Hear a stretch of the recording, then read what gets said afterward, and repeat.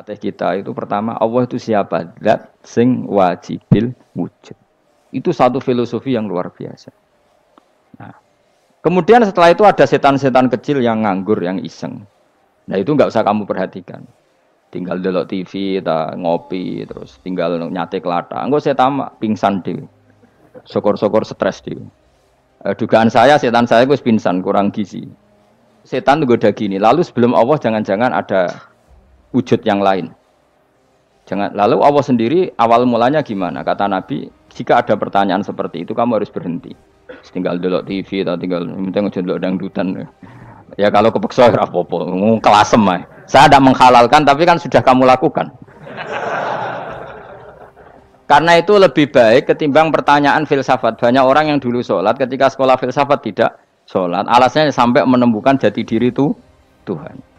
Dan itu bahaya sekali karena Nabi berkali-kali bilang kamu jangan mikir tentang Allah pasti rusak. Orang kok mungkin rusak dari Nabi pasti rusak. Nah cara menghentikan gimana? Karena setan ini makhluk, akal-akalannya gampang.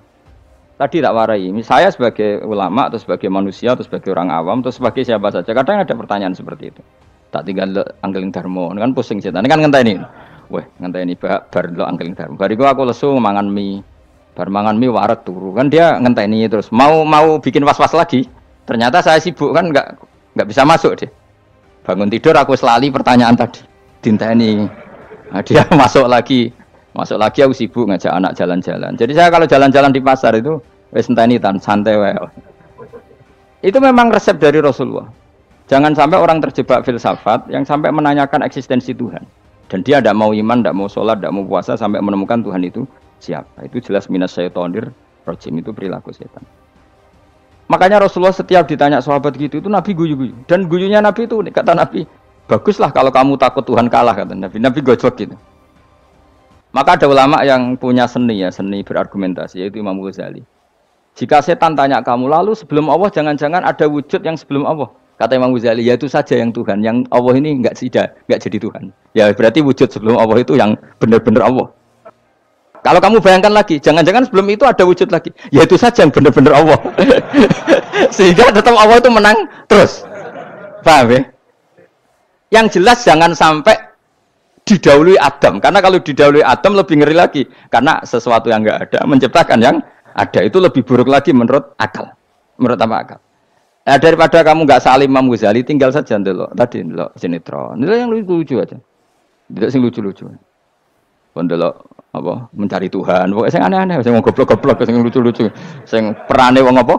Lha saya sering diprotes saya. Gus Salim jenengan kok sering ndelok sinetron sing ana dialog wong goblok-goblok. Wong goblok ku menarik cara kula. Apa ya? Cara pandang itu di luar dugaan saya karena kula berkali-kali lho kalah wong goblok. Jadi makanya Nabi nyatanya yaktafi bi imanil Arab al khalina anin nadur. Nabi nyatanya mencukupkan imannya orang-orang Bedui yang mereka itu kayaknya tidak bisa mikir. Ya, Nabi yaktafi bi imanil Arab itu wong desa al khalina anin nadur yang mereka itu tidak bisa apa? Berpikir. Ingat cerita Imam Asy'ari survei. Coba ayo kita tanya orang-orang kampung.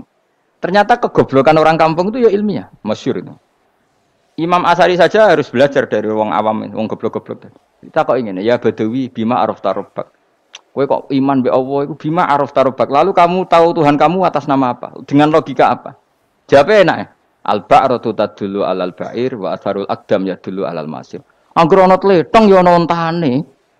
Angger ana bekas delamaane wong ya ana sing bar liwat.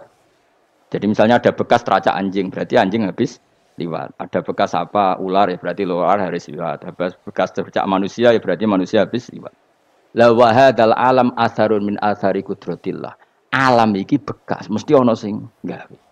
Jadi Mas Ari pinter juga, mesti logikane gak jelimet tapi agar ana tletong ana sapine. Ana tracake wong berarti ana sing bar liwat. Dene ngomong gampang wa atharul aqdam ya dulu alal masir. Nah, terus Imam Asy'ari habis itu ngendikan, ya sudahlah dengan logika apa saja. Meskipun karena zori hadal Arabi bagaimana cara berpikir Bedui ini, sementing ada nazar. Apa ada nazar. Nah, kelirunya kita dalam berislam itu, kritiknya para ulama, kita ini nyebut Allah dulu baru menceritakan status Allah. Kalau zaman Nabi itu dibalik. Status wajibil wujud itu kita terangkan dulu, baru yang oleh Islam itu namanya Allah. Paham ya? Kan beda, misalnya gini logikanya gini, kamu ketemu orang ateis, saya ulang lagi, kamu ketemu orang ateis, terus kamu ditanya, lalu alam ini yang menciptakan siapa? Allah Jalla Jalaluh. Mesti kan tanya, man huwa Allah, Allah itu siapa? Kalau dulu Islam mengajarkan enggak gitu, surat pertama turun apa coba? Iqra, Iqra itu enggak nyebut kata Allah, Iqra bismi rabbika, rabbika itu siapa? Alladzi khalaq.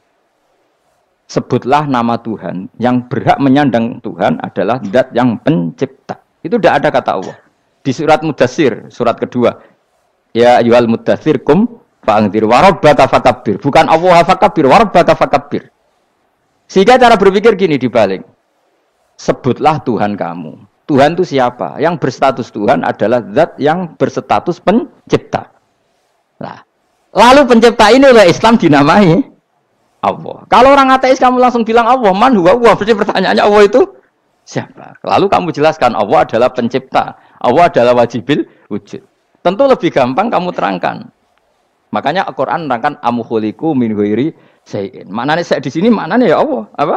Allah. Apakah mereka diciptakan tanpa pencipta? Tentu setelah Islam tahu itu namanya siapa? Allah.